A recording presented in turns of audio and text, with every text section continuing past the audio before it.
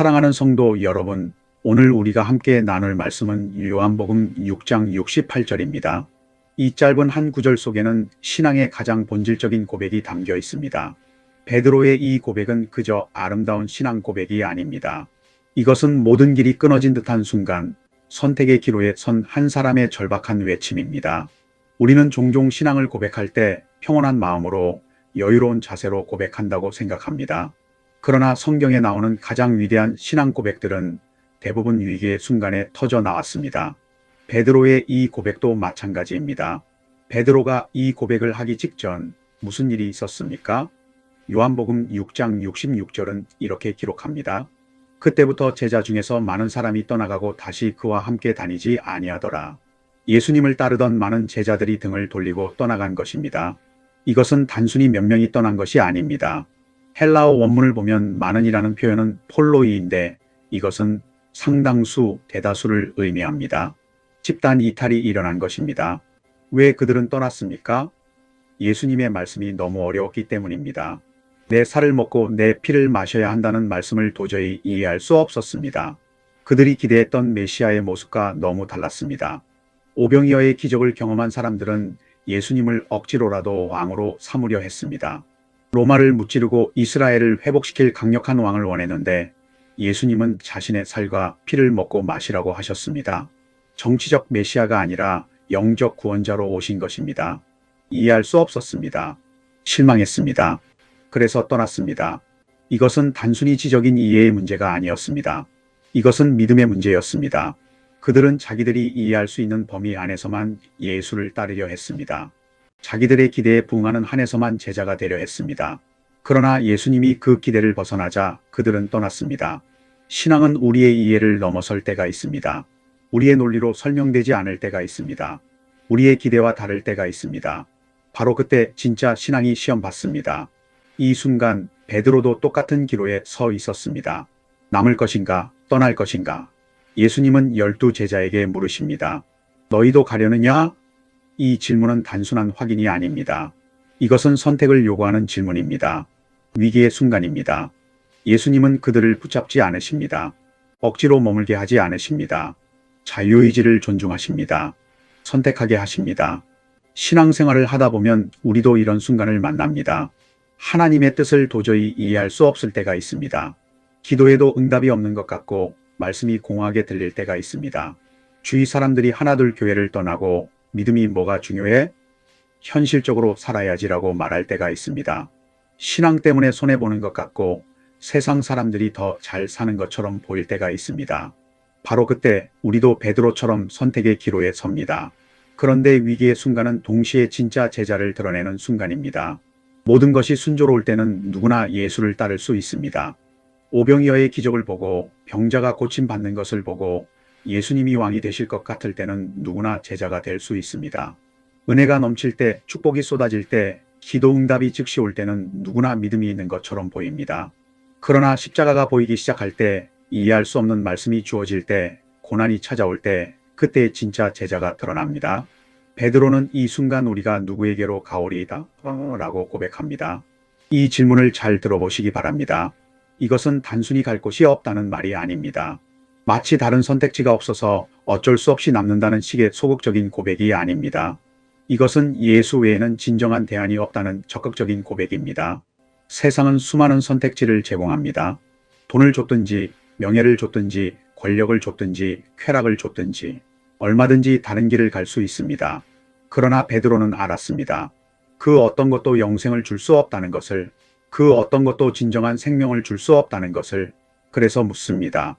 우리가 누구에게로 가오리이다? 베드로의 고백은 계속됩니다. 주여, 영생의 말씀이 주께 있사오니. 여기서 우리는 중요한 진리를 발견합니다. 예수님은 단순히 좋은 가르침을 주시는 분이 아니라는 것입니다. 예수님은 영생의 말씀을 가지신 분입니다. 헬라어 원문에서 영생의 말씀은 레마타 조에스 아이오니오입니다. 여기서 레마타는 단순한 지식이나 정보가 아니라 생명력 있는 말씀을 의미합니다. 조에는 단순한 생물학적 생명이 아니라 하나님의 생명, 영원한 생명을 의미합니다. 세상은 많은 것을 줄 수 있습니다. 돈은 편안함을 줄 수 있습니다. 좋은 집에서 살게 하고 좋은 차를 타게 하고 좋은 음식을 먹게 합니다. 성공은 만족감을 줄 수 있습니다. 사람들의 인정을 받고 자신감을 느끼고 성취감을 맛볼 수 있습니다. 권력은 영향력을 줄 수 있습니다. 사람들을 움직이고 일을 성사시키고 변화를 만들어낼 수 있습니다. 명예는 인정을 줄 수 있습니다.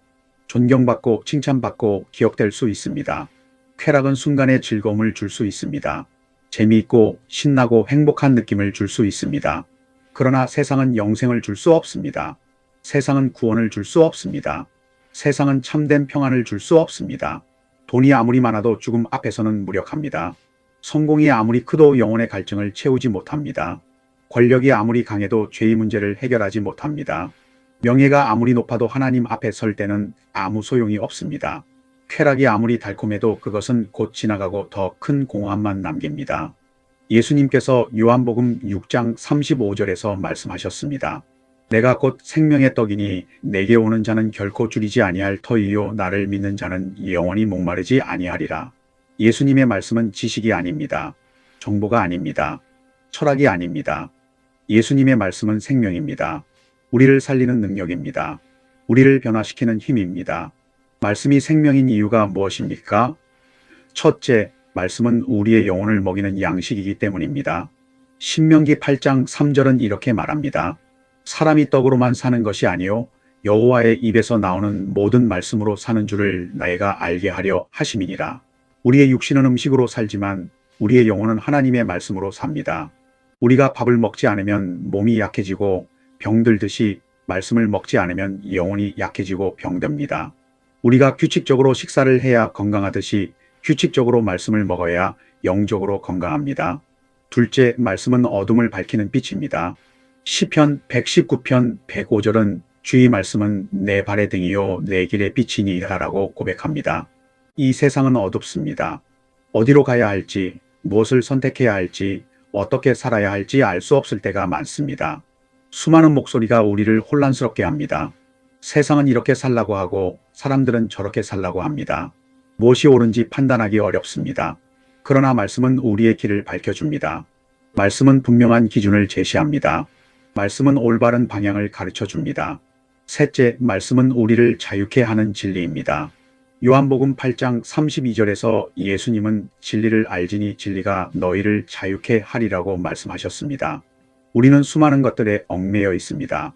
죄에 얽매이고 습관에 얽매이고 두려움에 얽매이고 세상의 가치관에 얽매입니다.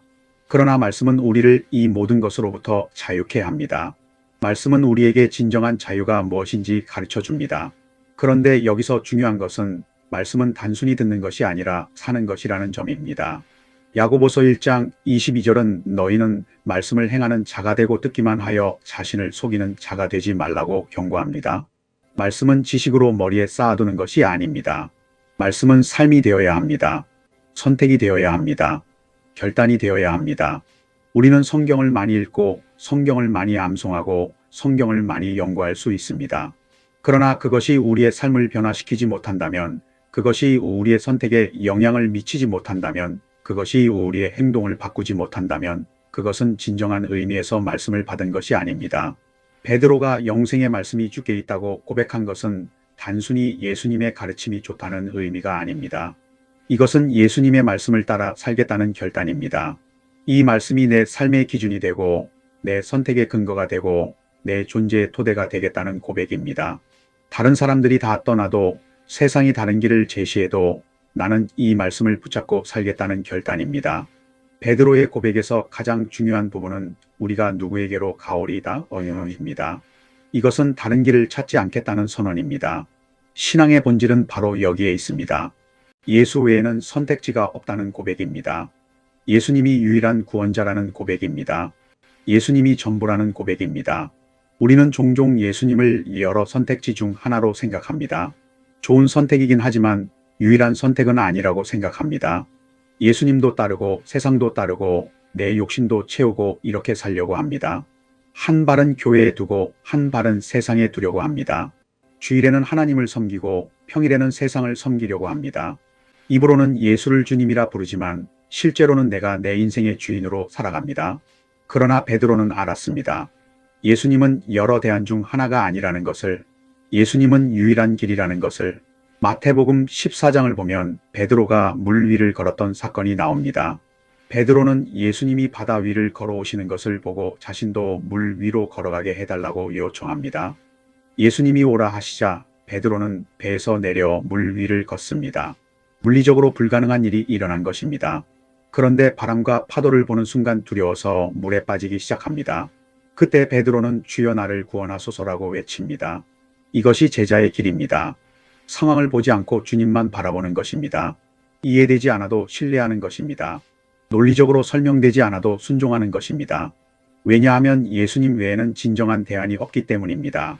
베드로가 물 위를 걸을 수 있었던 것은 그의 능력 때문이 아니었습니다. 예수님을 바라보았기 때문입니다.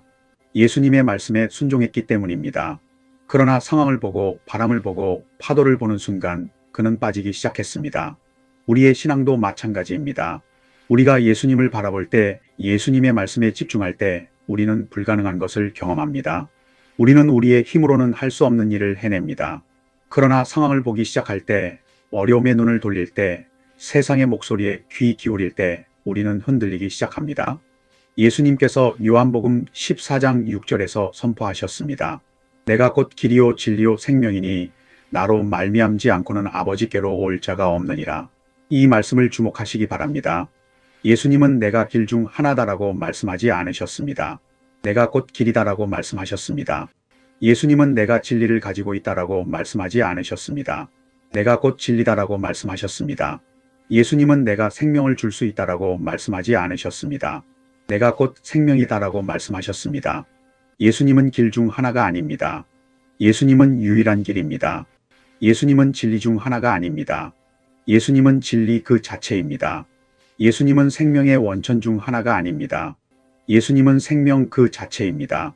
사도행전 4장 12절은 이렇게 증거합니다. 다른 이로서는 구원을 받을 수 없나니 천하 사람 중에 구원을 받을 만한 다른 이름을 우리에게 주신 일이 없음이라. 이것이 기독교의 배타적인 주장처럼 들릴 수 있습니다. 좁은 마음처럼 보일 수 있습니다. 그러나 이것은 배타성이 아니라 진리입니다. 물에 빠진 사람에게 구명보트는 선택지 중 하나가 아니라 유일한 구원입니다. 그 사람이 나는 구명보트 말고 다른 것을 선택하고 싶어라고 말한다면 그것은 자유가 아니라 죽음을 선택하는 것입니다. 마찬가지로 죄와 죽음 가운데 빠진 우리에게 예수 그리스도는 선택이 아니라 유일한 구원입니다. 사랑하는 성도 여러분, 오늘 이 말씀을 통해 우리가 붙잡아야 할 진리가 무엇입니까? 첫째, 세상은 우리에게 많은 것을 약속하지만 영생을 줄 수 없습니다. 지식은 우리를 똑똑하게 만들 수 있지만 구원할 수 없습니다. 성공은 우리를 부유하게 만들 수 있지만 영생을 줄 수 없습니다. 권력은 우리에게 영향력을 줄 수 있지만 참된 평안을 줄 수 없습니다. 세상의 모든 것은 일시적입니다. 지나갑니다. 사라집니다.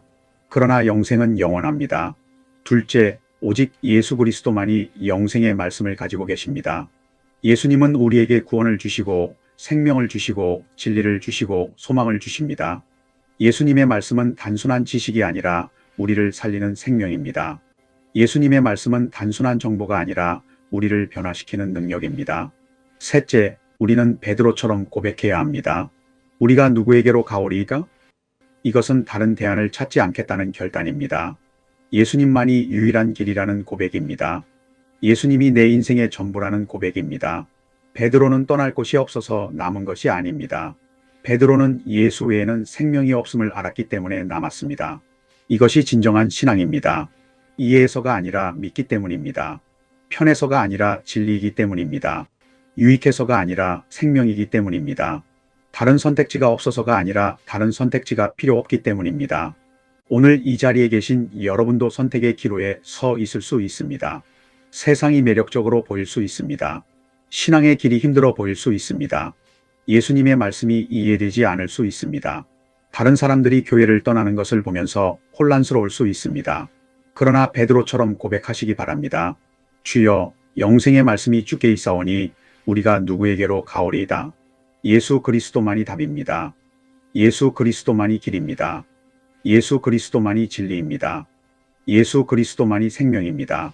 이 고백으로 오늘도 주님을 따라가는 우리 모두가 되기를 주님의 이름으로 축원합니다. 기도하겠습니다.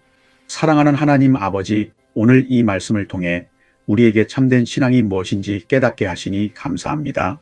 우리는 때로 흔들릴 때가 있고 세상의 유혹이 강할 때가 있고 신앙의 길이 힘들 때가 있습니다. 그러나 주님, 베드로처럼 고백하게 하옵소서. 우리가 누구에게로 가오리이다? 영생의 말씀이 주께 있나이다. 주님, 우리가 세상의 것들을 좇지 않고 오직 주님만을 좇게 하옵소서. 우리의 이해를 넘어설 때에도 주님을 신뢰하게 하옵소서. 다른 사람들이 다 떠날지라도 우리는 주님 곁에 머물게 하옵소서. 주님의 말씀이 우리 삶의 기준이 되고 우리 선택의 근거가 되고 우리 존재의 토대가 되게 하옵소서. 주님, 이 한 주간도 주님의 말씀을 붙잡고 살아가게 하옵소서. 어려움이 올 때 주님께 피하게 하시고 유혹이 올 때 주님의 능력으로 이기게 하시고 선택의 순간마다 주님의 뜻을 따르게 하옵소서. 우리의 입술로만이 아니라 우리의 삶으로 주님을 고백하는 참된 제자들이 되게 하옵소서. 예수 그리스도의 이름으로 기도드립니다. 아멘.